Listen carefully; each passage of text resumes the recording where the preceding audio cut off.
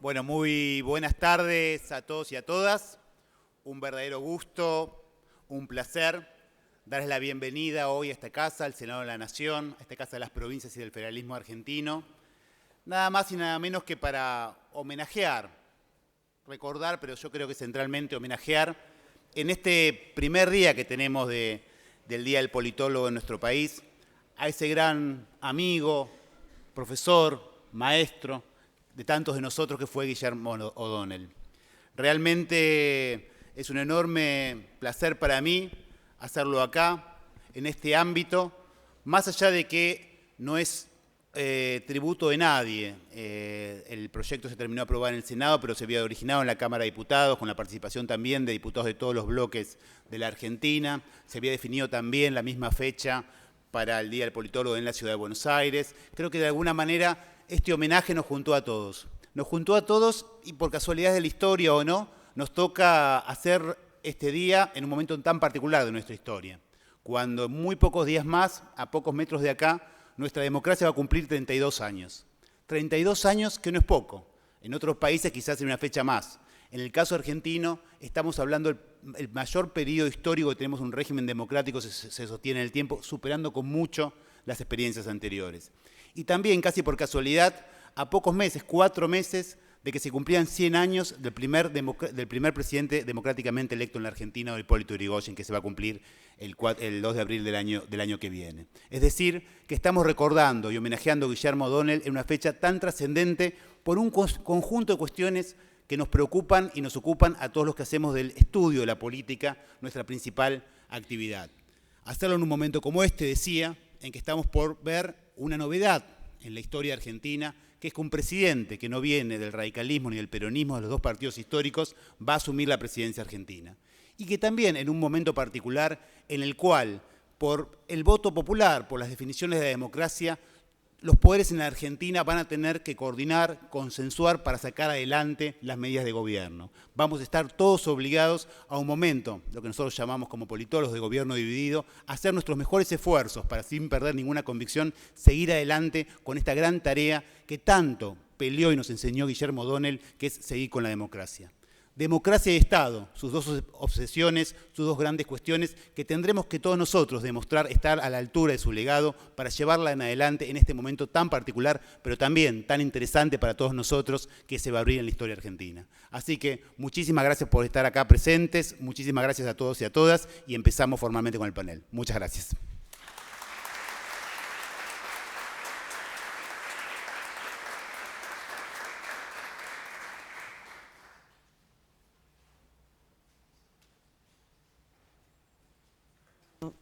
Buenas tardes, le damos la bienvenida a este encuentro.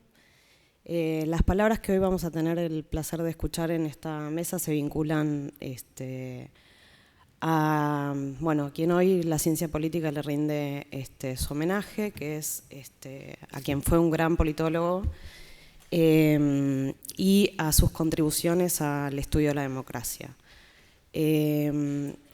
No solo, digamos, sus contribuciones a la democracia, y digo esto porque en oportunidad, digamos, de conversaciones que tuvimos para organizar el evento, el rector de la Universidad de San Martín, Carlos Ruta, tuvo la necesidad, digamos, de que en este encuentro se rescatara de la figura, digamos, de Guillermo O'Donnell, de su esencia, el carácter de maestro. Guillermo, además de haber sido un gran intelectual, un excepcional cientista social y un gran profesor, ha sido, por sobre todas las cosas, un gran maestro. Y hoy nos acompañan, digamos, parte de sus alumnos y de sus colegas con quienes interactuó y debatió y con quienes se nutrió seguramente del debate intelectual.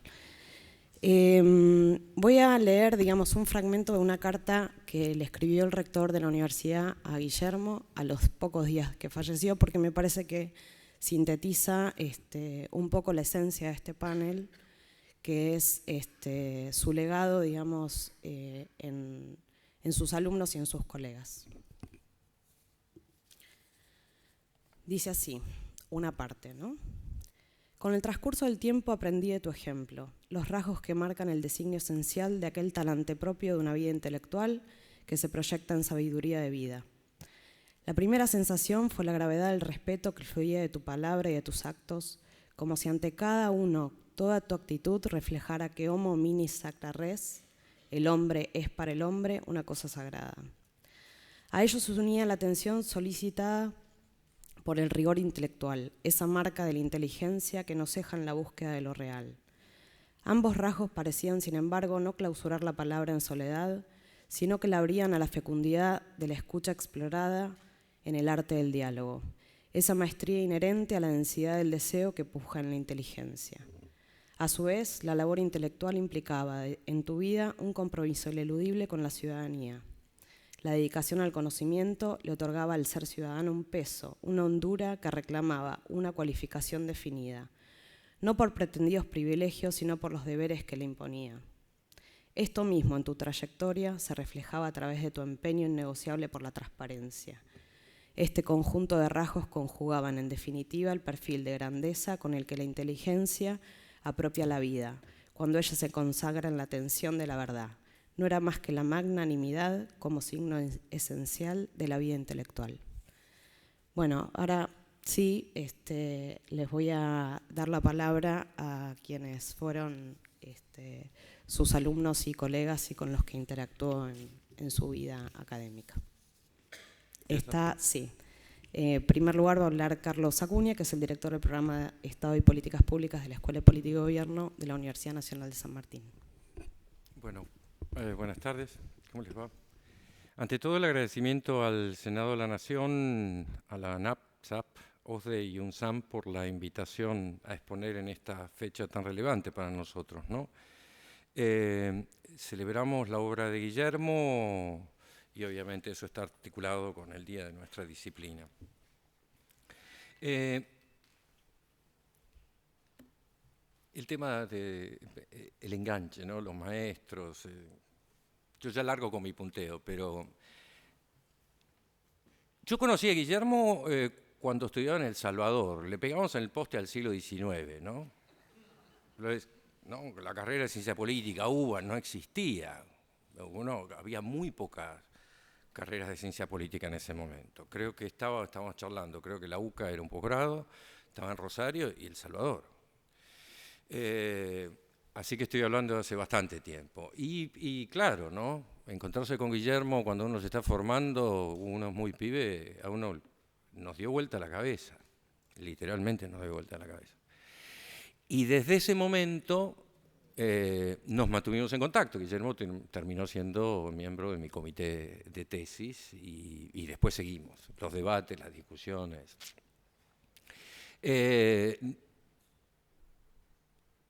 Un día charlando con Kari Smulovich, que no sé si está por acá, hablábamos de la noción de maestro, ¿no? ¿Qué es un maestro? Es el que te enseña, el que te sigue. Es el que uno imagina a las 3 de la mañana cuando está escribiendo, cómo reaccionaría y le pegaría, ¿no? Eso de la presencia permanente de, pero si digo esto, Guillermo, ¿qué me diría? ¿No? ¿Cómo me pegaría? ¿No?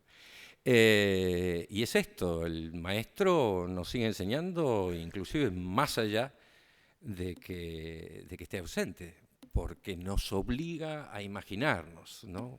Cómo poner en cuestión lo que estamos pensando. Y yo rescataría hay mil cosas para decir sobre los maestros, pero yo creo que esa presencia permanente de los maestros obligándonos a replantear, ¿no? No podés decir esto así. No podés marcar tal otra cosa. Esto es malo. Las típicas reacciones, ¿no? De Guillermo. Esto es malo. ¿Qué estuviste haciendo? Está eso. Y por supuesto está la legitimidad que otorga el maestro cuando dice, esto es muy bueno. Y uno es puchito campeón. Uno despega, sale por la ventana, no necesita caminar. Desde lo muy micro, ¿no? A mi maestro me remite a lo que uno aprendió, a una relación de muchísimos años, pero me remite a ese tipo de relación que uno mantiene, ¿no?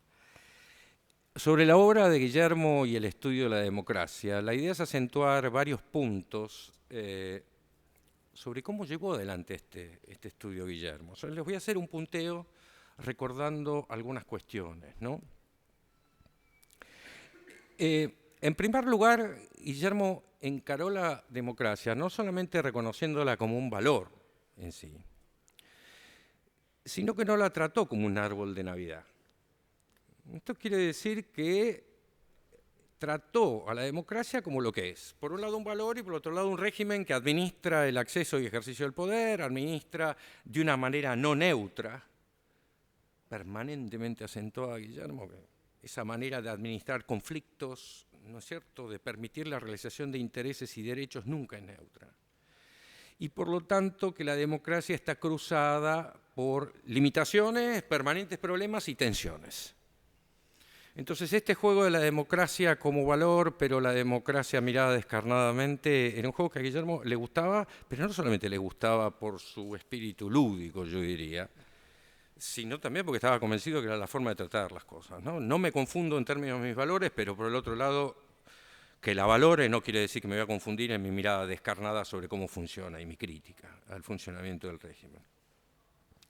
El segundo punto que yo quería marcar es que tampoco consideró a la democracia como un mero conjunto de instituciones. Vieja discusión en la ciencia política. La democracia es un conjunto de reglas, tenemos que tener una mirada minimalista, las miradas minimalistas no son tan minimalistas, y Guillermo entró en ese debate como corresponde de lleno.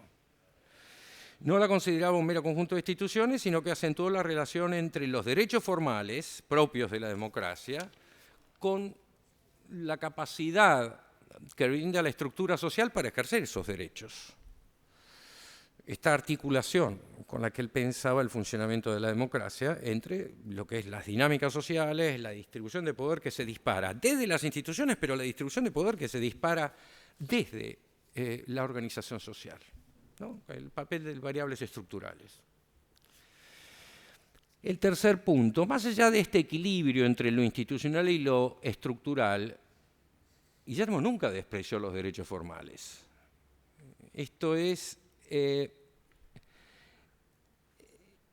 el plano de lo formal, como lo entendía Guillermo, no era uno que se contraponía con un plano real de la vida social.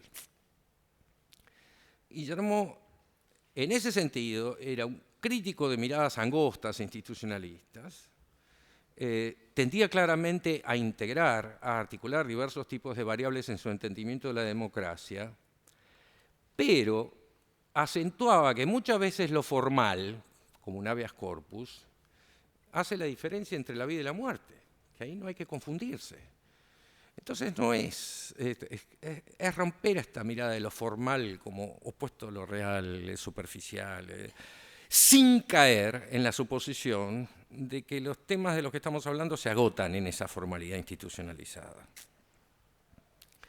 El cuarto punto es que de lo anterior se deriva la relevancia que siempre Guillermo le asignó, y su compromiso claramente, a los derechos humanos y a los derechos individuales. Y eso es central, no solamente ligado al valor de la democracia, sino también en la forma de entender la historia, de analizarla, también de asignar responsabilidades en términos históricos. Pero más allá de la valoración, clara valoración por los derechos humanos y los derechos individuales, esto lo hizo sin dejar de reconocer que la sociedad y la democracia como régimen no son sistemas meramente compuestos por individuos portadores de derechos, a un tema que él trabajó muchísimo, ¿no? El ciudadano como el sujeto portador de derechos, sino que también son sistemas que están cruzados, compuestos por colectividades que son portadoras de derechos. Entonces, en este sentido, si uno analiza y ve la obra de Guillermo, los debates, la teoría que desarrolló con respecto a la democracia, lo que uno encuentra es que recoge y trabaja sobre esa, lo que yo considero una riquísima tensión entre las nociones de ciudadanía como ciudadanía individual articulada con el desafío de pensar la ciudadanía social. La lógica de representación, defensa de derechos, cuáles son esos derechos, los individuos claves en sus derechos, en sus derechos humanos, en sus derechos más amplios, y las colectividades también. El quinto punto que yo quería marcar, el trabajo de Guillermo se alejó de un entendimiento de la democracia meramente centrado en el plano electoral y gubernamental. Acá voy a retomar una cosa que marcaba a la pasada Juan Manuel, ¿no?, en la presentación que hiciste. ¿Por qué? Porque en este sentido yo creo que buscó obstinadamente, lo sabemos, Guillermo era bastante cabeza dura, ¿no? Se ponía algo y le pegaba como un toro. Se ponía algo en la cabeza y le pegaba como un toro. Yo creo que en este sentido buscó obstinadamente articular el entendimiento de los desafíos del gobierno democrático con la lógica de la estructura estatal y las políticas públicas. Esa es la forma con que pensaba, ¿no? Acuérdense, el entendimiento cuando trabaja con Oscar Oslak, ¿no?, que dice, ¿qué son las políticas públicas? Es el Estado en acción.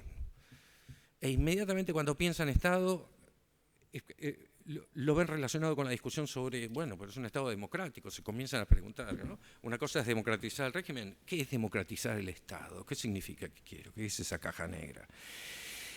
Y yo diría, esto yo lo valoro muchísimo, yo creo que es muy potente, pero además yo tengo una opinión en este sentido. Democracia, entendida como estructura de gobierno, lógica de representación, Estado, hoy por hoy están planteados como disciplinas paralelas, ¿no? Y yo diría a los especialistas que pululamos en cada una de estas disciplinas. En general mantenemos bastante poco diálogo, ¿no?, o bastante menos diálogo del que yo creo que se necesitaría. Y a Guillermo la forma de pensar y estos cruces le salían naturalmente y además eran parte de las críticas que usó. Cuando caíamos de un lado o del otro, la crítica era, pero vos te estás olvidando de la mitad del mundo. ¿Esto qué implicancias tiene para la lógica democrática lo que está diciendo sobre el Estado? Y al revés, era un desafío permanente. Yo en ese sentido creo, digamos, claro que cambió mi forma de mirar tanto al Estado como a la democracia, porque cuando uno los articula no es una mera sumatoria. Hay una lógica distinta, más integradora. Muy desafiante, sí, claro, es desafiante. El sexto punto que yo quería marcar con respecto a la forma con que Guillermo desplegó sus estudios y el desarrollo de teoría sobre la democracia es que la preocupación por las condiciones político-institucionales, estructurales, por la emergencia y desarrollos democráticos lo llevó a dos líneas de trabajo fundamentales, ¿no? Una, la que apuntó a comprender a las democracias no como procesos discretos, esto es, cerrados en sí mismos, sino eso que lo llevó a tratar de entender las democracias como regímenes en tensión con los autoritarismos, y eso lo llevó a encarar de lleno la discusión sobre el entendimiento sobre los propios autoritarismos. Yo creo que en gran parte de la obra de Guillermo yo argumentaría que hay una parte importante de los argumentos que hace la democracia que en realidad son contracaras, son como aprendizajes de la teoría que desarrolló sobre autoritarismos. Y, digamos, hay un diálogo, es como el haber encarado la preocupación de la democracia lo lleva al tema del autoritarismo y lo encara a la Guillermo, claro, entonces entra con el autoritarismo y sabemos lo que fue la producción sobre autoritarismo. Pero yo creo que sería un error pensar que son dos temas divorciados en el pensamiento de Guillermo. Creo que la cosa venía permanentemente, ¿no? Esa es una línea de trabajo que la conocemos. Y entonces se da el lujo de generar una revolución en la forma de pensar los regímenes autoritarios, ¿no? El cimbronazo, ¿no? Y la relación entre autoritarismo y teoría de la modernización, y ese primer gran golpe que lo coloca internacional con reconocimiento internacional. Y la segunda línea de trabajo, que tiene que ver con esto de reconocer esta articulación en el entendimiento entre autoritarismo y democracia, como sabemos, lo llevó a centrar la atención en las dinámicas de transición de regímenes. El último punto que yo quiero marcar, antes de la frase de conclusión, es que, y es un punto que yo creo que tiene relevancia en una reunión de politólogos y amigos, ¿no? Guillermo trabajó estos temas, yo argumentaría, con mucho pragmatismo metodológico. Eso lo hemos discutido en varias de las reuniones. Guillermo se da el lujo de escribir con una lógica impúdicamente weberiana, clasista, trabajaba teoría de los juegos, hacía individualismo metodológico o estructuralismo. Y uno puede llegar a decir, no, le salió mejor, peor, lo trabajaba. Ajustaba la aproximación metodológica al objeto de estudio. Y yo creo que eso abre el campo a un pensamiento de una potencia impresionante, porque es 1000 veces más cómodo ponernos el bonete de una metodología, convencernos y explicar la famosa cuestión, ¿no? Los que tienen, ¿cómo era esa frase? Los que tienen un martillo ven al mundo como estructurado por clavos. Y uno dice, bueno, pero si uno se da el lujo o tiene la valentía de reconocerle al mundo cierta autonomía, entonces a veces trabaja con un martillo, a veces con un destornillador y a veces... lo que pasa es que para hacer eso hay que conocer de martillos, de destornilladores, hay que tener un... y Guillermo creo que era muy pragmático metodológicamente, y yo eso se lo valoro muchísimo, ¿no?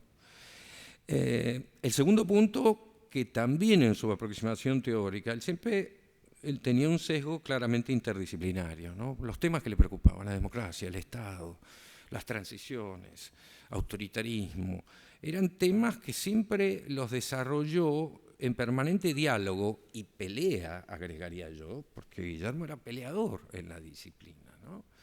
En permanente diálogo y pelea con economistas, sociólogos, historiadores. Y yo creo que el riesgo que también corremos en este momento es un poco, ¿no? Que se haya roto ese diálogo o reconstituirlo sin la predominancia de una disciplina sobre la otra, que siempre es mucho más fácil decirlo que hacerlo. La conclusión en lo que yo quería decir, y para cerrar lo que esta sintética presentación, es que la obra de Guillermo no solamente es monumental, como sabemos,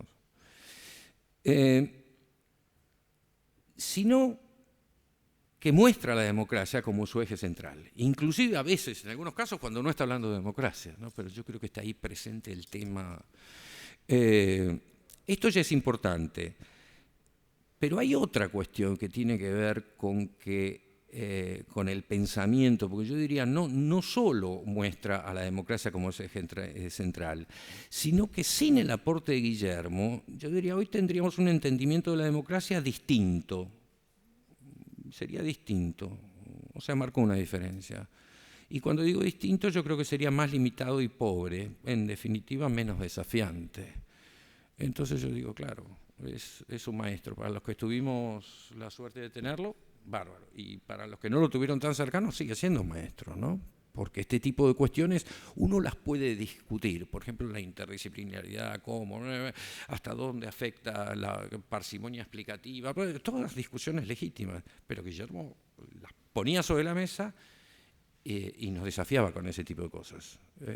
Y yo creo que haber aceptado esos desafíos gracias a la polenta que tuvo, nos formó como politólogos, ¿no? Con mayor o menor calidad, con mayor o menor suerte, en función de las capacidades de cada uno, pero hasta ahí. Bueno, gracias por el aguante.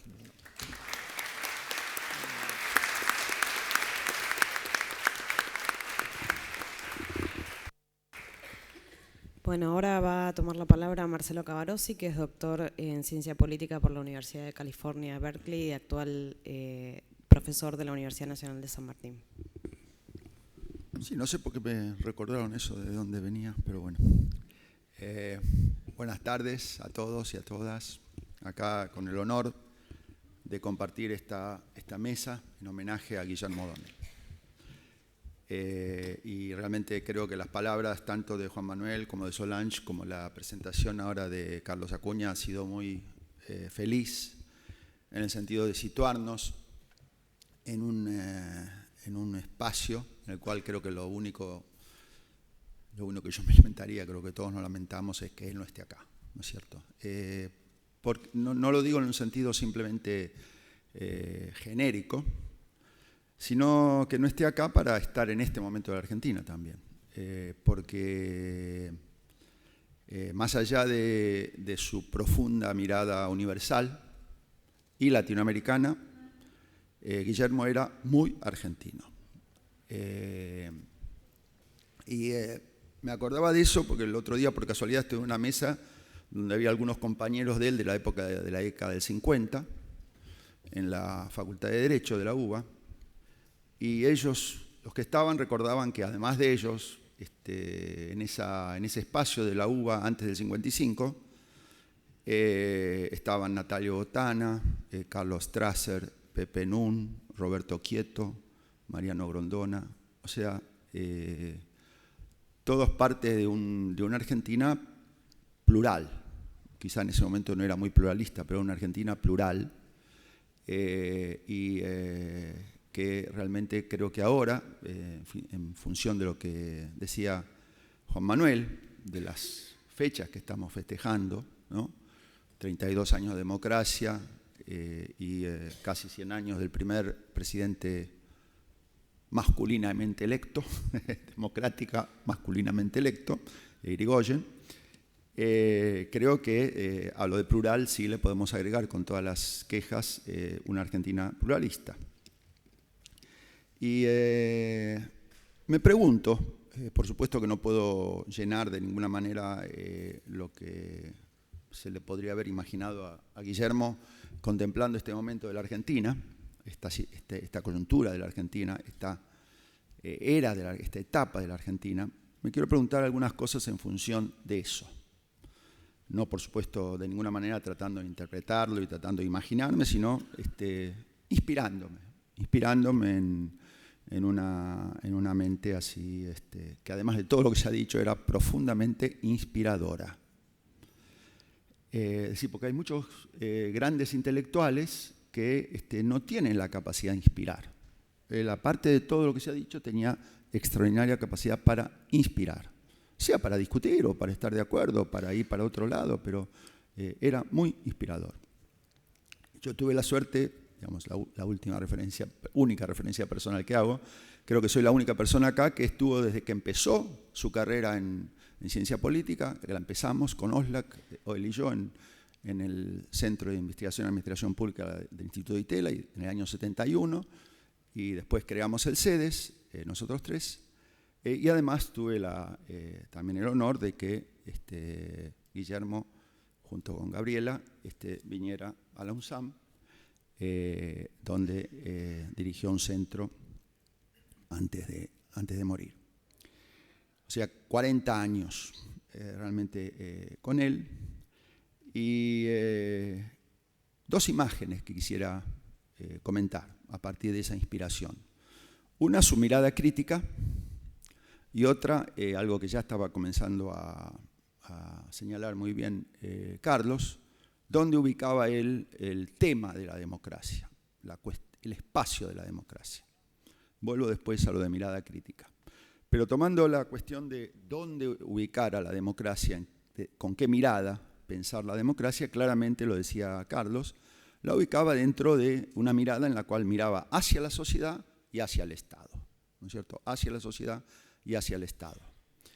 Es decir, como un régimen político, en el sentido que él mismo lo definía, como un estilo político que no puede dejar de concebirse a partir, si no es que se lo mira en función de su ubicación en un Estado, su relación con el Estado, tendiendo hacia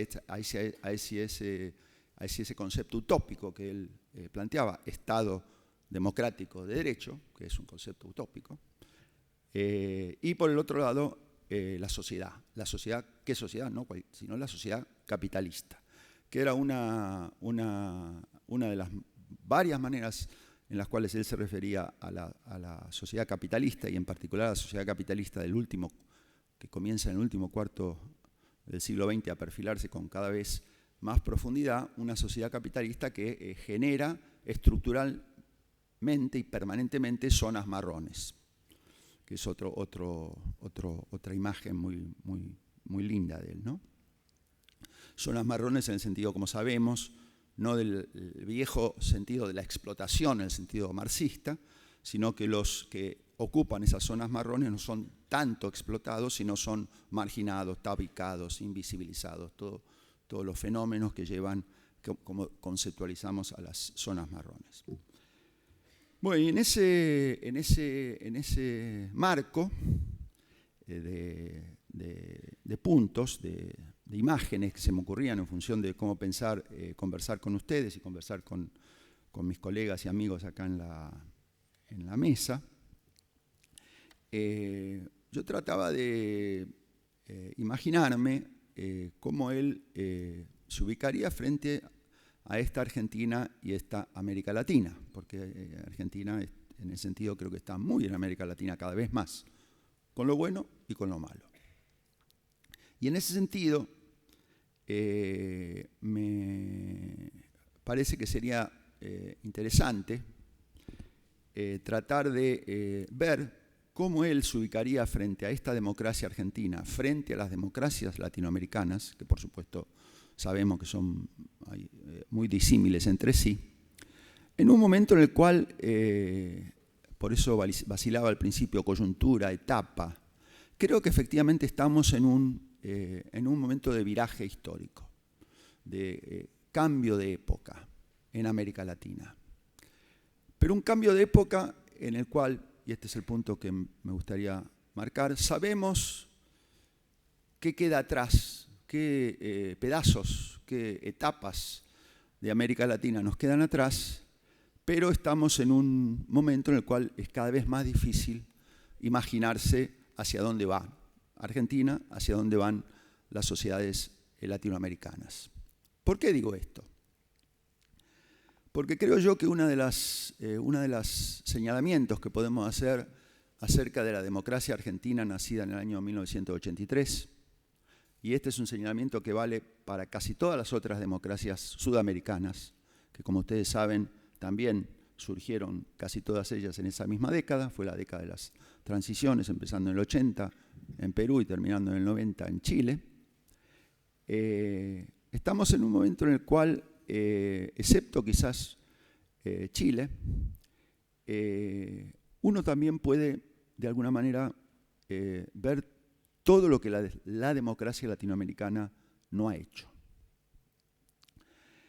Y el punto que me gustaría marcar, y esto quizás como tarea pendiente que le queda tanto a los actores, por supuesto, pero también a las sociedades latinoamericanas, a los que componemos las sociedades latinoamericanas, es una mirada hacia el momento del mundo, al momento del capitalismo en el cual se encuentra la región. ¿Por qué marco esto de mirada? Porque creo yo que una de las tareas pendientes de la democracia argentina y de casi todas las otras democracias sudamericanas ha sido, de alguna manera, tener un diagnóstico que efectivamente apuntara a tratar de entender hacia dónde vamos. ¿Qué quiero decir con esto?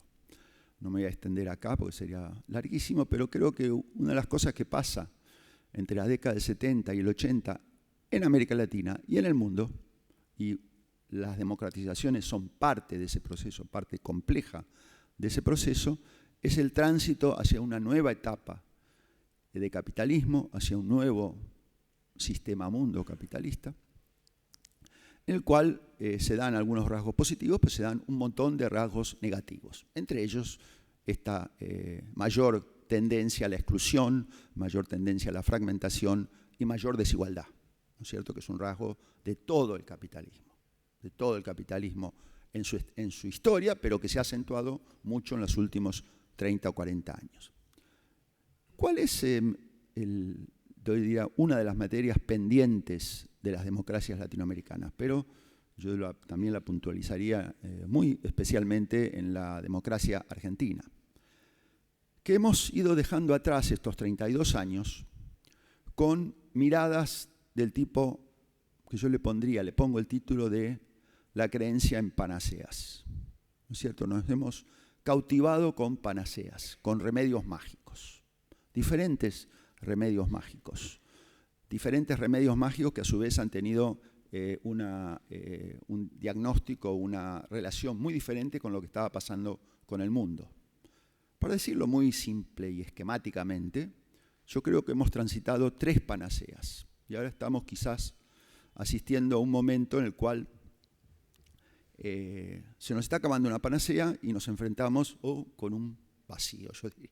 No quiero ser catastrófica, pero un vacío en cuanto a qué diagnóstico, a qué mirada aparece en las sociedades de América Latina en relación a su desarrollo, a su futuro, pero también a ese futuro metido en el mundo. ¿Cuáles fueron las tres panaceas? Sí, muy simplista y muy casi periodístico. Primero, la panacea democrática, por así ponerle en el nombre argentino, la panacea alfonsinista, que con democracia se resolvía todo, del 80, que era una panacea, como yo fui ahí testigo participante de lo que pasaba, era una panacea que no tenía la más mínima idea de lo que estaba pasando en el mundo. Realmente, yo me acuerdo de lo que era estar en la Casa Rosada o estar en el Partido Radical en esos años, y la verdad que no se tenía la más mínima idea de lo que estaba pasando en el mundo, de lo que significaba Reagan, de lo que significaba eso que empezaba a llamarse en ese momento neoliberalismo. Era un rasgo no solo del radicalismo y del peronismo, de las principales fuerzas argentinas, era un rasgo de la sociedad argentina.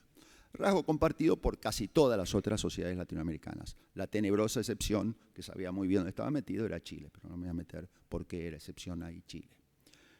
La segunda panacea fue la panacea neoliberal, que como todos sabemos, sí sabía bastante algunos de sus personajes, sobre todo, sabían de lo que estaba pasando en el mundo, hacia dónde se estaba moviendo la sociedad mundial, ya además se había caído el bloque soviético, pero ellos decían que lo que hacían sintonizaba, se montaba en ese proceso. Lo que creo que ahora estamos percibiendo es que no tuvieron ninguna capacidad de regular eso, ni de dirigir ese proceso. Y se montaban simplemente en ese proceso y precisamente porque se montaron de una manera crítica, no tuvieron ninguna capacidad, en el caso argentino y en varios otros casos latinoamericanos, de suavizar algunos de los tremendos efectos de los cambios que se estaban dando en esa década y que venían de la década anterior. Esa panacea se cayó en la Argentina en el 2000-2001, independientemente que muchos procesos, como todos sabemos, continuaron, que tienen que ver con esos rasgos de la sociedad, del capitalismo mundial y de las sociedades latinoamericanas. Y ahí en ese confuso, en ese caótico panorama de las crisis de principios de siglo, que de alguna manera u otra se dieron en toda América Latina, excepto en Chile, porque toda América Latina transitó por crisis parecidas, aunque en la Argentina se dio de una manera más traumática, por supuesto, el derrumbe del 2001, se va construyendo una nueva panacea, que yo creo que es difícil todavía caracterizarla, ¿no es cierto?, porque estamos en ella, pero yo diría había dos rasgos que marcaron mucho esa panacea, y se dio mucho más en algunos países de América Latina, menos en otros, pero hay 4 o 5 casos en los cuales apareció ese componente con mucha fuerza. Venezuela, Bolivia, Ecuador, Argentina y de alguna manera Brasil también. ¿Cuáles eran los rasgos de esa panacea? Bueno, de alguna manera la negación de las virtudes del neoliberalismo, mostrando todas las lacras del neoliberalismo, pero una visión y un diagnóstico que se quedó, a mi juicio, en la negación. Un rechazo de lo que estaba pasando, pero a mi juicio sin un modelo de desarrollo. Sin un modelo de desarrollo en el sentido de un diagnóstico que apuntara a ver cómo estos países se metían en el mundo. Y segundo, como todos sabemos, una reconfiguración del sistema político que, con variantes en los 4 o 5 casos que mencionaba, giró en torno a la reconstrucción de autoridad política fusionado o armado, acoplado con una visión cesarista de las presidencias. Bueno, esa panacea yo creo que la estamos transitando un cierto fin de esa panacea. Y creo yo que en este momento, y por eso hacía la alusión a Guillermo y su mirada a la democracia ubicada en Estado, frente a sociedad, pero sociedad metida en el mundo, porque cada vez más es imposible pensar en nuestras sociedades aisladas del contexto internacional, ¿qué se hubiera preguntado? Por supuesto, lo que dije de ninguna manera va en la dirección de decir, me arrogo la imaginación, la sistematicidad y la brillantez de Guillermo, pero eso es lo que se me ocurrió a partir de pensar en Guillermo. Gracias.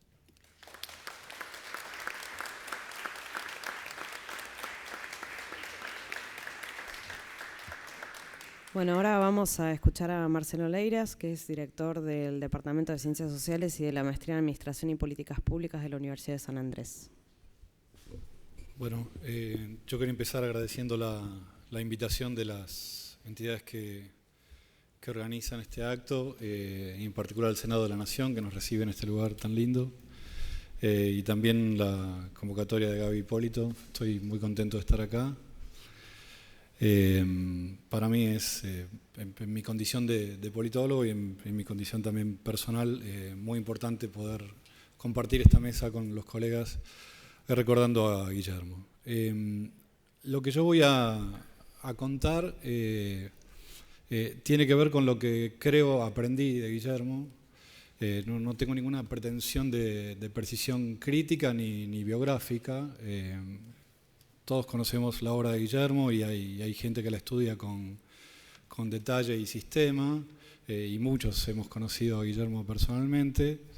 Esta es simplemente una impresión personal, y dentro de esta impresión personal, cosas que creo son relevantes para el estudio en general, para el estudio de la política y para el estudio de la democracia en particular. Y voy a hablar de tres cosas. Una que creo tiene que ver con la perspectiva, con cierta actitud que yo observaba en Guillermo para el estudio de la política y que a mí me impresionó y bueno, me dejó una marca. Otra que tiene que ver con los temas, diría yo, o con cierto modo de acercarse a los temas políticos. Y una tercera que tiene que ver con el método y con formas de enseñar. Todas las cosas que voy a decir tienen que ver con lo que Guillermo mostraba más que lo que Guillermo decía, con lo que uno observaba participando de sus clases, conversando con él, o como decía Carlitos, escuchando lo que él tenía para decir de lo que uno había escrito, ¿no? que a veces era un desafiante. En primer lugar, la cuestión de la actitud. Yo conocí a Guillermo, esto es importante decirlo, cuando él empezaba con lo que yo creo es la tercera etapa fuerte de su trabajo. Lo conocí en 1994. Guillermo hacía poquito había publicado Democracia Delegativa, mucho más recientemente sobre el Estado de la democratización y algunas distinciones conceptuales, y pronto publicaría otra, Institucionalización y rendición de cuentas horizontal, y los trabajos sobre Estado de Derecho. Entonces, esa era la situación en la que Guillermo estaba escribiendo. A mí me llamaban la atención dos cosas. Primero, la capacidad que tenía para describir con mucha precisión fenómenos que eran contemporáneos.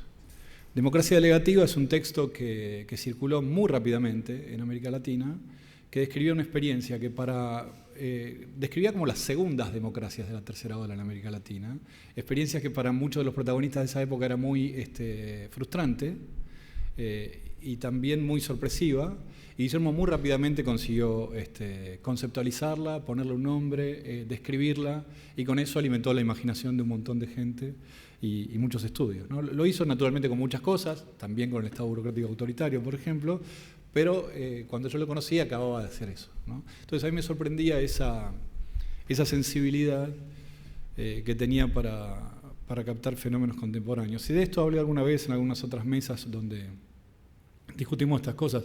Guillermo era un constructor de palabras con mucho significado teórico, un constructor de conceptos, entre otras cosas. Y creo que esa es una de sus virtudes como politólogo. Y a mí, que era muy pibito en ese momento, me impresionó mucho esa capacidad. Ahora, eso coincidía, y esto es lo creo realmente extraordinario y curioso, con mucha independencia de espíritu. Guillermo era una persona muy sensible para el presente, pero muy impermeable a las modas. Y eso es muy raro, ¿no? Porque uno puede estar muy sensible a la discusión presente y entonces ser también sensible a los modos de hablar respecto de lo que ocurre. Guillermo, les recuerdo, escribió este texto sobre el Estado, la democratización y algunas distinciones conceptuales, que para todos nosotros es central para estudiar la relación entre Estado y democracia.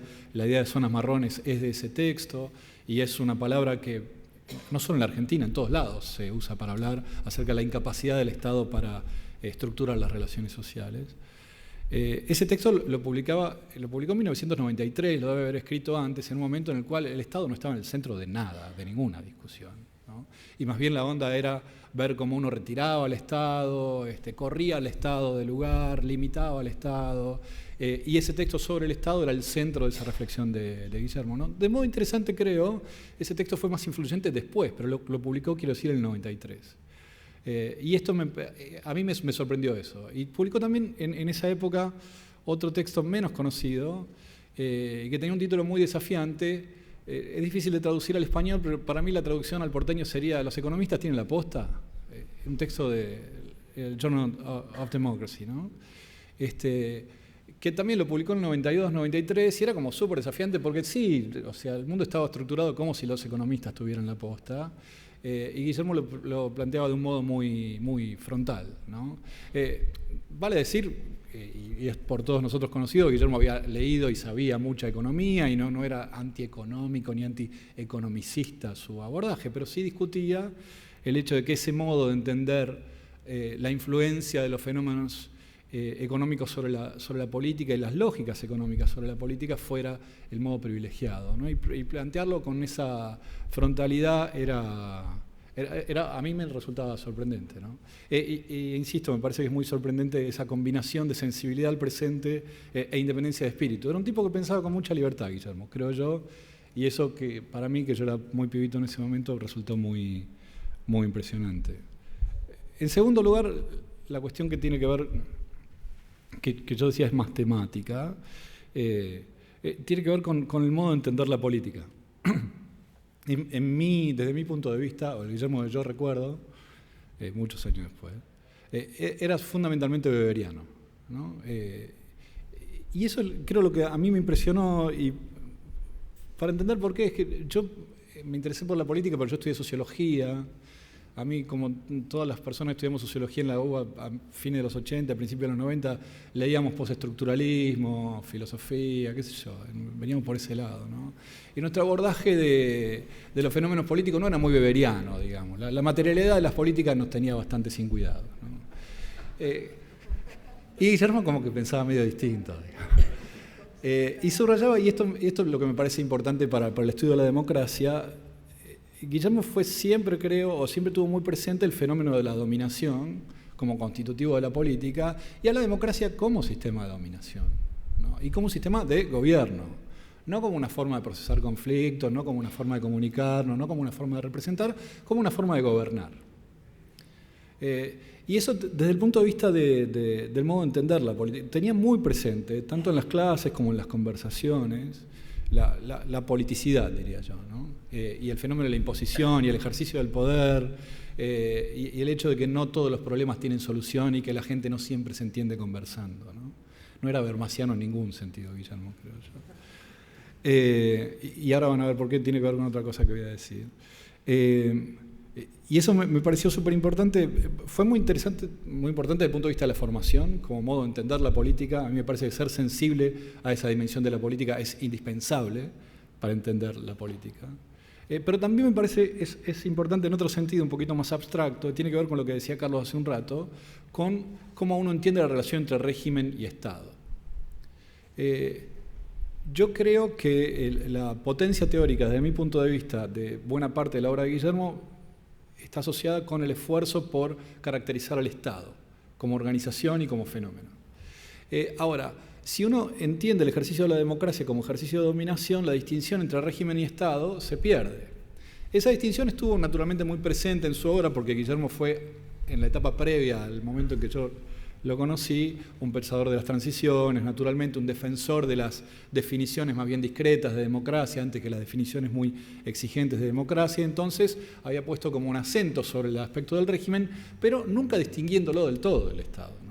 Y a mí me parece que lo que decía Carlos es súper importante. Si uno piensa los mecanismos para acceder al gobierno y las formas de reparto del poder y los sistemas de división de poderes como distintos de la organización de la burocracia y de la puesta en marcha de las políticas públicas, no entiende bien ni una cosa ni la otra, me parece, ¿no? Y para eso hace falta ser weberiano, creo yo, como era Guillermo. Y creo y eso es un desafío teórico, porque me parece que es una tarea que no está completa, y que está como anunciada en la última obra de Guillermo, ese esfuerzo por pensar el Estado democrático. Creo que es una tarea para para la disciplina, no solo en la Argentina, y tiene que ver con esa actitud de Guillermo que a mí me parece muy fértil para pensar la política. Y después otra cuestión de método, y esto es más interesante desde el punto de vista docente. Guillermo era un gran docente y creo parte de su virtud docente derivaba de su capacidad de conversar. Una de las cosas que destacamos todos quienes conocimos personalmente a Guillermo es que la pasábamos bárbaro hablando con él, ¿no? Y hablar con Guillermo O'Donnell, cenar con Guillermo O'Donnell, es como se pueden imaginar que era cenar con Guillermo O'Donnell, era tremendo, la verdad que... ¿Pero por qué? Primero, yo creo que tenía, y ahora viéndolo en perspectiva, una cosa que me llama mucho la atención y me llamó la atención cuando pensaba que iba a decir hoy, es la generosidad que tenía, ¿no? Cuando yo lo conocí a Guillermo, Guillermo era un tipo que ya había hecho 2 revoluciones en la disciplina, estaba haciendo una tercera y tenía 56 años, yo tenía 27, y yo pensaba, bueno, habla conmigo porque soy alumno acá, pero ¿por qué tenía que hablar con un pibe de 27 años? ¿No? Y el tipo hablaba con vos como si estuviera hablando con un par, pero con todo el mundo, ¿no? Yo era como medio amigo, era cercano, bueno, éramos amigos. Pero también con gente que no tenía un vínculo así más de afecto, Guillermo hablaba, ¿no? Y hablando con Guillermo se aprendía un montón. Porque además, y este es el asunto, de acá está el aspecto no habermasiano del asunto, a Guillermo no le gustaba hablar por hablar, sino que le gustaba hablar para polemizar. Era un gran polemista. Y le gustaba ganar las conversaciones, mucho. Pero también otras veces que hablamos de Guillermo hablé de su afán competitivo, pero le gustaba competir como le gusta a un jugador de ajedrez, que era muy bueno, es que necesitas a alguien fuerte del otro lado para entretenerte vos, porque si no, no tiene sentido, ¿no? Entonces él era muy generoso con su apertura, te daba su tiempo, las cenas con Guillermo terminaban cuando uno se agotaba, y eso podía ser 4 de la mañana, 2 de la mañana, hasta que digamos, ¿no? Y buena parte de la cena era conversando, ¿no? Compartimos muchas con Lucas, con Carlitos, ¿no? Muy largas, y estoy seguro que comparten esta impresión. Y entonces a Guillermo le gustaba conversar para polemizar, y esa es la parte que me parece que es teóricamente interesante, y tiene que ver con otro aspecto también singular, creo yo, de la obra de Guillermo, que es que siendo muy weberiano, era también muy kantiano. La conversación política de Guillermo no era una conversación descriptiva, solamente tenía una dimensión normativa muy fuerte.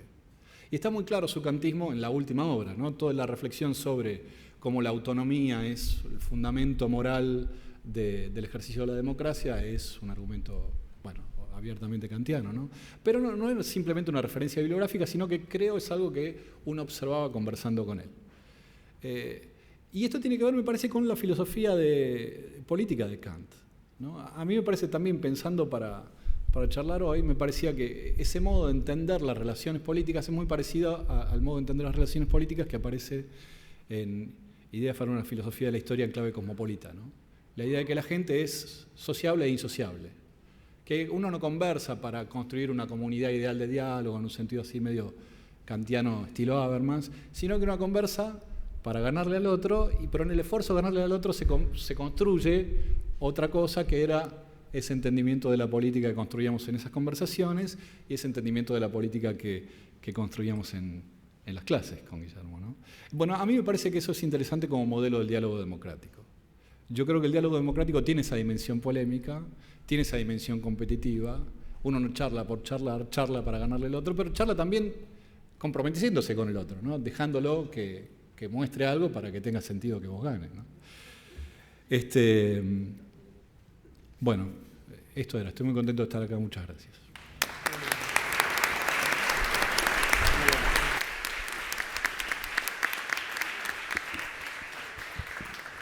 Bueno, ahora vamos a escuchar a Lucas González, profesor de la Escuela de Política y Gobierno de la Universidad de San Martín.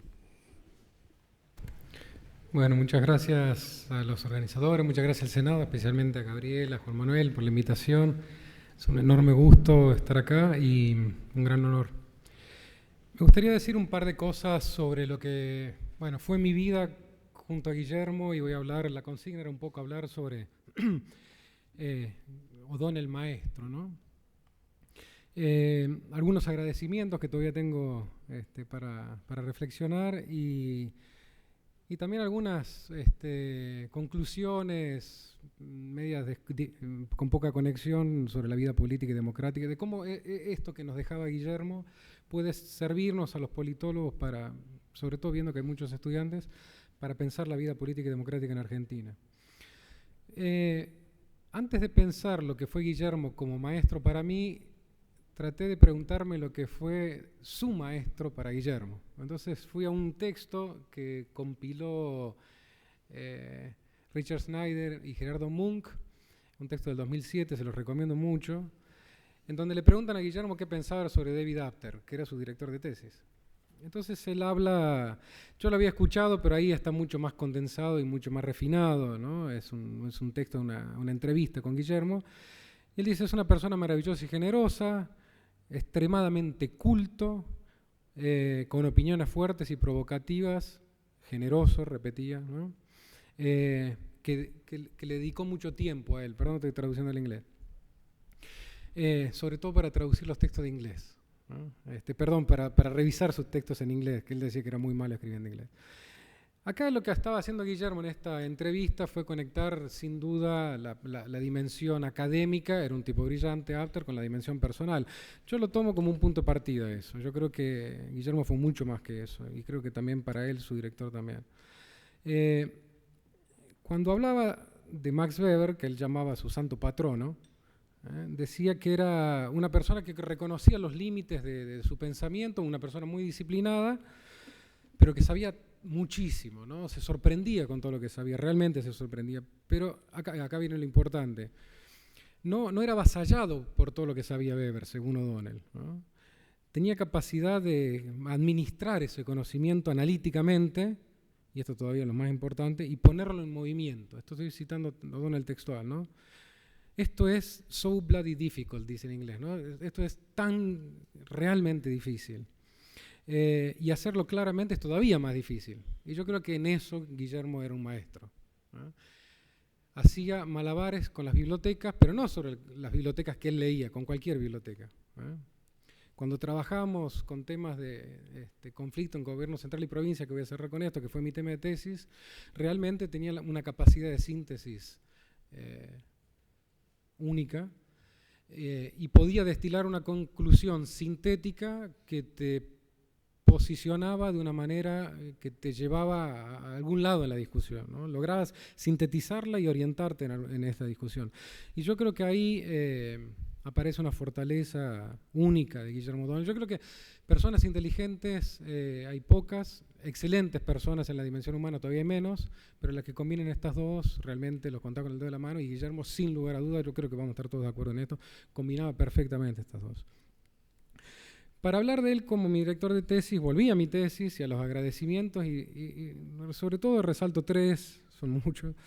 El primero fue un agradecimiento a esta matriz de pensamiento teórico que ya resaltaron todos acá, ¿no? Pero que él decía, ser un investigador significa ser mucho más que asistentes de investigación de teorías existentes, ¿no? Yo creo que era muy fuerte eso, lo anoté alguna vez que me lo dijo y creo que quisiera comunicarlo muy fuerte, esa idea, ¿no? Él decía que los problemas allá afuera son tan complejos y tan profundos que las teorías, sin duda, son limitadas, si no ya hubieran encontrado, la política y las teorías hubieran encontrado soluciones a esos problemas. Entonces, respecto a la política, decía, yo siempre tengo una posición cómoda, que es ser crítico, porque el rol del intelectual, él se arrogaba ese rol crítico, porque justamente los resultados demandan eso, ¿no? Voy a volver un poco sobre este punto. El conocimiento del caso fue el segundo, ya he charlado de esto en otras presentaciones, pero quisiese decir algo que yo no lo había resaltado y que me pareció importante, que aparece de vuelta en el libro de Munk y Snyder. Y decía, cualquiera que quiere conocer política, y particularmente política comparada, tiene que tener un interés humano real por la gente y la gente de otros lugares. Y yo creo que esto era fantástico, ¿no? Si querés, yo quería estudiar Argentina y Brasil, me dijo, si querés conocer algo sobre Brasil, andá y viví en Brasil. Habla con la gente y viajá lejos de la capital, la capital y de los grandes centros urbanos. Me hizo pasear por todo el norte y el nordeste, que yo tenía que justificar que me iba al norte y al nordeste a hacer trabajo de campo porque parecía turismo, ¿no? Estaba en Fortaleza, Recife, Salvador, ¿no? Gracias a Guillermo. Nunca en Amazonia, ¿eh? Manaus fui, a Manaus también fui. Nunca en Manaus, sí. Manaus fui, a Belén y a Santarém también, pero tuve menos tiempo. Esa pasión por conocer el caso, los problemas reales, pero vivirlo de primera mano, y por eso era tan hábil con los conceptos y con la teoría, las conocía. Y lo tercero, que ya lo dijo Carlos y también lo dijo Marcelo, es que las herramientas no son un fin, sino los medios para responder preguntas sustantivas. Eso ya lo he dicho. Él decía, dejen cientos de flores florecer respecto de métodos. Hay tantos problemas y son tan complejos que no vamos a discutir si es mejor un martillo o un destornillador para clavar o atornillar. Respondamos preguntas. Podría mencionar muy rápidamente dos más. El compromiso normativo. Él en varias entrevistas dijo que ser un politólogo en América Latina es ser un actor político. En Estados Unidos sos esencialmente un observador. Y yo creo que eso es lo que nos movilizaba de Guillermo, ¿no? Y nos dejaba tranquilo para aquellos que habíamos tenido la decisión de volver a Argentina en contextos un poco complejos, ¿no? Después de la crisis del 2001 me refiero. Ese compromiso activo, normativo, valorativo y compromiso institucional también. Pero quiero concentrar unas ideas y con esto voy a cerrar. Sobre el primer punto, ¿no? Los buenos investigadores son aquellos que no son asistentes de investigación de teorías preestablecidas. Hablo dos palabras respecto a lo que hacía Guillermo, cómo jugaba con eso. Va a Yale y se encuentra, sí, era el fin de la revolución conductista, pero estaba en plena revolución conductista y abrazó el estructural funcionalismo, ¿no? El estructuralismo en modernización autoritarismo no era el de Lipset, era crítico a Lipset, o sea, en el centro de la revolución conductista se abraza un enfoque teórico que no era para nada predominante y no solamente lo revisa, sino que le da un resultado distinto. Él decía, con modernización vamos a tener democracias estables. Y él decía, ojo, en Argentina con modernización tuvieron dictaduras estables, estados burocráticos autoritarios, ¿no? Bueno, esa noción, esa capacidad de sintetizar la teoría y llevarla en otra dirección, la tiene muy poca gente en la disciplina. Y yo creo que el impacto de eso, lean los textos más recientes de estructuralistas como Samuel y Robinson y Boyce, vuelven a revisar a O'Donnell, ¿no? en esa capacidad de síntesis. Pero también reconocía los límites del análisis estructural, algo que muchos estructuralistas no hicieron, ¿no? Él decía que las variables estructurales tienen un impacto sobre el comportamiento que no es constante, es variable, ¿no? Y tenía capaz de moverse, esto lo dijo también Carlos, ¿no? Dentro del racionalismo. El juego imposible fue un trabajo, él lo confesó en varios lugares y en charlas, que el trabajo del juego imposible fue un trabajo que le piden como estudiante graduado, ¿no? Como estudiante de doctorado para Rey, si no me equivoco, ¿no?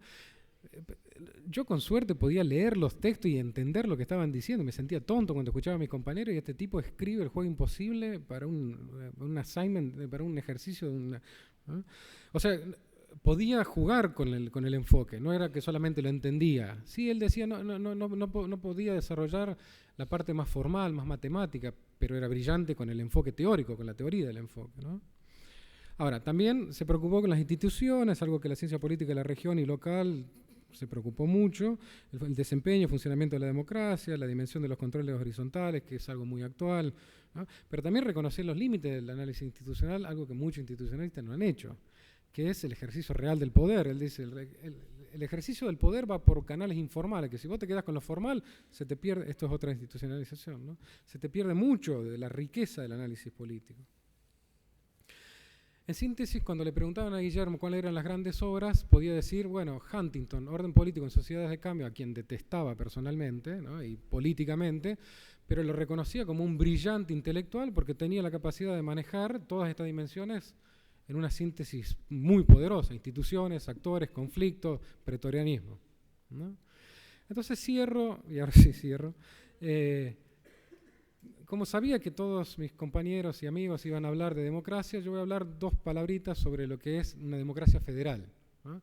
Y cómo estos enfoques y estas enseñanzas de Guillermo me permitieron entender algunas cosas del conflicto federal, conflicto entre presidente y gobernador por la distribución de plata, que si leen los artículos principales de los principales diarios nacionales todavía sigue siendo muy candente, ¿no? Hoy la Corte, bueno, hoy hay un decreto producto de un fallo de la Corte que no es un tema menor, ¿no? Presidentes y gobernadores tienen claros incentivos estructurales, y esto lo charlamos mucho con Guillermo. Los presidentes prefieren centralizar, ahora tienen que distribuir para formar coaliciones, y cómo distribuyen. Bueno, hay muchos incentivos estructurales en eso, ¿no? Los gobernadores prefieren descentralización, pero no todos los gobernadores prefieren lo mismo. Los gobernadores de las provincias grandes prefieren que no se metan con su riqueza, que es mucha, y que no haya redistribución. Los gobernadores de las provincias chicas prefieren un gobierno central fuerte porque de esa manera hay redistribución. Es decir, componentes estructurales bravos. Esto es O'Donnell, ¿no? Él tenía esa capacidad de ayudarnos a pensar en estas cosas. Son actores racionales, luchan por recursos, poder, sobrevivir políticamente, ¿no? Y en las charlas surgió este concepto, las charlas con Guillermo, de que Argentina no es un sistema federal de un primos entre pares, interpares, sino de un primos contra pares, ¿no? Es decir, el presidente, cuando es fuerte, logra someter a los gobernadores porque son no solamente los principales competidores políticos, sino que son actores muy relevantes en la arena política, en términos de política pública, en términos de manejo, en términos de la lucha por el poder. Cuando los presidentes fueron fuertes, lograron imponer resultados muy costosos a los gobernadores. Por ejemplo, cito algunos, puedo charlar mucho más, ¿no? Las reformas de los 90, particularmente la transferencia de los servicios de salud y educación, fueron 1.200 millones de dólares que se transfieren en la ley de presupuesto en 92. El principal voz opositora fue Cafiero, porque sabía que un tercio de los maestros eran maestros de la provincia de la cual era el senador, ¿no? Eso supuso un impacto político en la provincia de Buenos Aires, tenía 500 millones de superávit, terminó el año siguiente con 500 de déficit, 1.500 al año siguiente, y desde ahí no se recuperó. Políticamente fue fascinante, ¿no? Le renegoció Menem con el Fondo del Conurbano y les decía, le amenazaba, si políticamente se movía, de metérsela dentro de la ley de coparticipación y redistribuirla automáticamente a todas las provincias. Ahora, era despiadado el juego, ¿no? Eran actores racionales y ocupaban posiciones que los llevaba a montarse sobre preferencias estructurales. Menem, cuando era gobernador, decía que había que cortarle el suministro de energía eléctrica a la capital porque el gobierno central, Alfonsín en ese momento, estaba saqueando a las provincias, que decía que administren ellos la pobreza de las provincias, ¿no? Pero cuando fue gobernador, cuando fue presidente, sabía perfectamente cómo jugar el juego. Acá, claramente, O'Donnell tenía una capacidad y se apasionaba con estas discusiones porque le adoraba la lucha por el poder, ¿no? Ahora, les doy una cita bastante actual. Esto fue La Nación, 28 de noviembre del 2015, ¿no? Esto era un gobernador hablando de la negociación que se viene ahora sobre la coparticipación, lo que se vendría ahora. La única manera que se renegocie la coparticipación, decía este gobernador, es que la Nación ponga más plata, que ceda su parte. Nadie puede llegar a su provincia y decir, lo logramos, tenemos una nueva ley, pero recibimos 2 puntos menos. Acá está clarísimo los incentivos estructurales, la lucha por el poder, la supervivencia política. La ley de la coparticipación es más complejo reformar esa ley que reformar la Constitución. Es uno de los juegos más cerrados. Ahora tenemos un problema si no hacemos algo respecto de la distribución de los recursos, ¿no? Es un juego muy cerrado, pero que tiene implicancias políticas muy serias, sobre todo en la implementación de políticas públicas, particularmente las políticas públicas sociales. Se resintió mucho la capacidad de muchas provincias de hacer políticas sociales. Entonces acá voy a citar a un amigo, Luis Tonelli, que en una reunión le preguntó a un legislador del PRO, cuando hablaba de todos los problemas que tenía el gobierno de los incentivos, de los check and balances, ¿no? De los problemas de frenos y contrapesos, y de los controles horizontales. Y la pregunta de Luis fue ¿qué incentivos tenés o qué incentivos tiene el PRO para hacer algo distinto sabiendo que estos últimos años funcionó muy bien, ¿no? La pregunta que yo me haría es realmente qué incentivos tiene el presidente ahora para hacer algo distinto, qué incentivo tienen los gobernadores o opositores para hacer algo distinto. Realmente es un problema analítico, es decir, no podemos salir de este juego o de esta encerrona, si es que efectivamente lo es, o es solamente un problema de nuestra capacidad analítica, que efectivamente estamos siendo asistentes de investigación de teorías y de enfoques ya establecidos. O es un problema político, los actores rutinizaron ese juego y saben jugarlo. Yo voy a retomar una idea y con esto cierro, en serio, créanme. O'Donnell decía en Transiciones del Gobierno Autoritario que las transiciones siempre tienen un margen humano, ¿no? Siempre hay un margen político. Esto es retomado por Mengrin y Pérez Liliana en un texto bastante reciente, en el sentido de que además de los incentivos estructurales, además de las instituciones y además de la racionalidad política, la política siempre te sorprende. Esto lo dijo Juan Manuel en una presentación sobre el Día del Politólogo el año pasado. Los politólogos estudiamos cosas que suceden recurrentemente, pero hay muchas dimensiones personales que le sorprenden al político práctico. Entonces cierro con esto, ¿no? Retomar esa capacidad de sorprendernos por la dimensión humana de la política y la capacidad de comprender esa dimensión más humana de la política. Seguir empujando las fronteras del conocimiento y de la práctica política justamente para no ser asistentes de investigación de estas teorías establecidas. Gracias.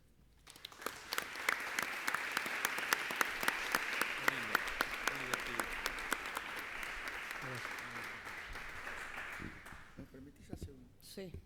No, quería hacer un comentario, porque y coincido con ellos, varios de mis colegas han comentado el lado weberiano de Guillermo, ¿no? Es decir, cuán weberiano. Y yo querría marcar que, por supuesto, tienen razón, pero era muy no weberiano en dos cuestiones. Ustedes saben, Weber era un melancólico grave, casi se murió de melancolía, Weber allá cerca de un lago en Suiza. Bueno, Guillermo para nada, era una fuerza vital. Pero además de ser patológicamente weberiano en lo personal, Weber era, yo diría, intelectualmente melancólico. Quizás influido por el hecho de cómo sobre todo termina el último Weber ahí en las postrimerías de la caída de un mundo, ¿no? El mundo que se caía en la década del 10 del siglo pasado, en Europa y en el mundo.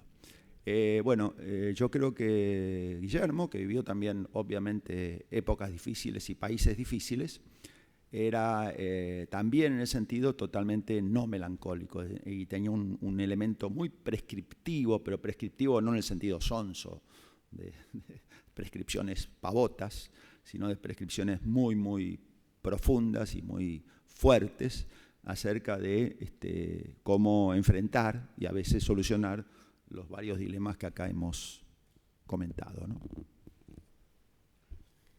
Bueno, abrimos el espacio para preguntas que quieran hacer.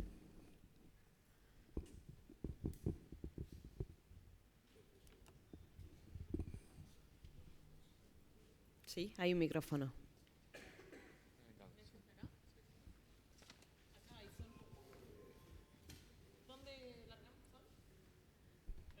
¿Preguntas?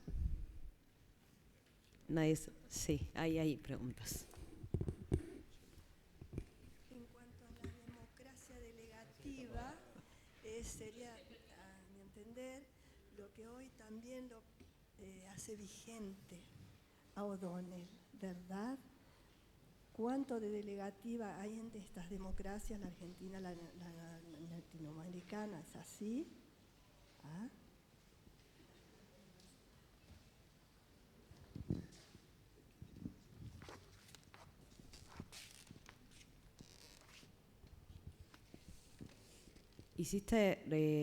Hizo referencia a las democracias delegativas, ¿no? ¿Sí? No se escuchó muy bien. Ah.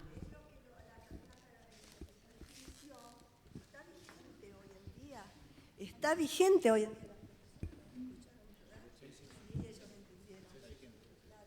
También lo que disertante en cuanto a las antinomias convergentes del despotismo y de la democracia. Muchos conceptos interesantes han expresado. Me encanta haber podido asistir a todos los aplausos con mucho afecto. Gracias. Con mucha... ¿Alguna otra pregunta más? Por ahí recolectamos algunas preguntas y...